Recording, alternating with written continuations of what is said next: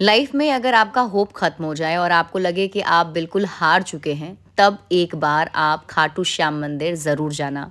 खाटू श्याम जिन्हें हम हारे का सहारा कहते हैं, उन्हें हारे का सहारा क्यों कहा जाता है, ये बहुत ही दिलचस्प कहानी है।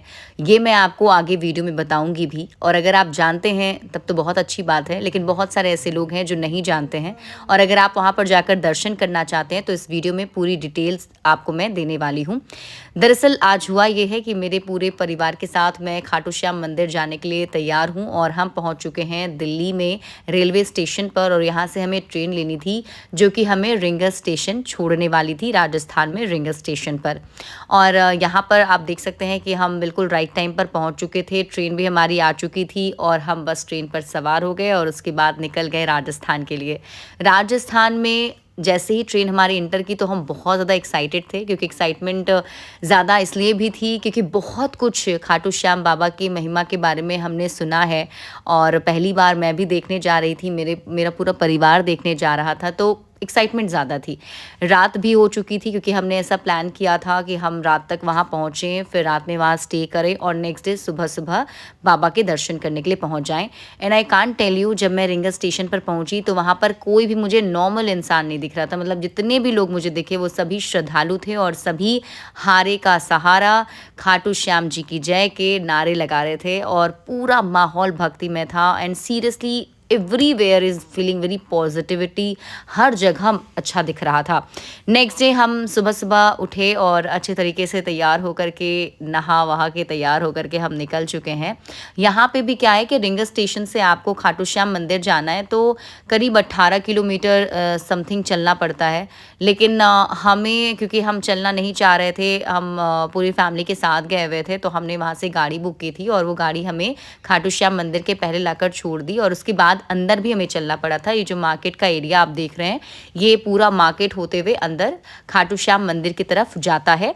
और यहीं पर हम अभी चल रहे हैं, बीच में कुछ प्रसाद आप ले सकते हैं।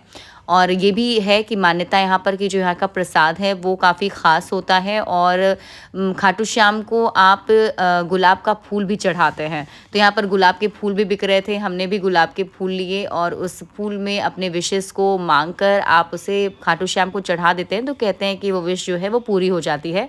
और आगे जब हम बढ़े तो एक लंबी लाइन हमें दिख रही थी, लेकिन ये लाइन उतना प्रॉब्लम भी नहीं करी क्योंकि हमारे एक्साइटमेंट काफ़ी ज़्यादा था और इतने भक्ति भाव में हम लीन थे कि बस इंतज़ार था कि कब दर्शन हो जाएं उनके।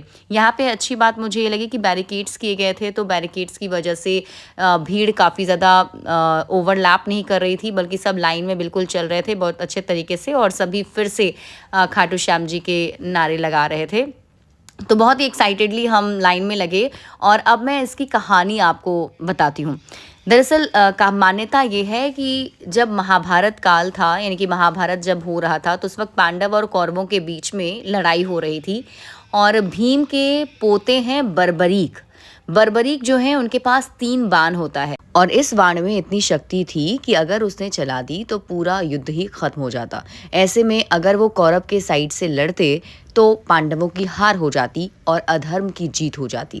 इस बात को श्री कृष्ण बखूबी जानते थे और इसलिए श्री कृष्ण ने उनसे उनका शीश दान में मांग लिया और उन्होंने बिना सोचे समझे अपना सिर काटकर भगवान श्री कृष्ण के चरणों में डाल दी।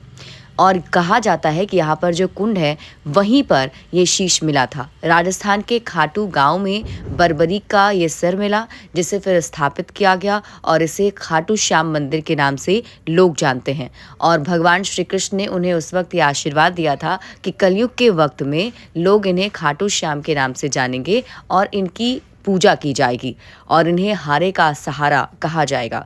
तो ऐसी मान्यता है कि जो भी लोग यहाँ पर आते हैं, अगर हर जगह से हार जाते हैं तो वो खाटू श्याम मंदिर आते हैं और उनकी मुरादें पूरी हो जाती हैं।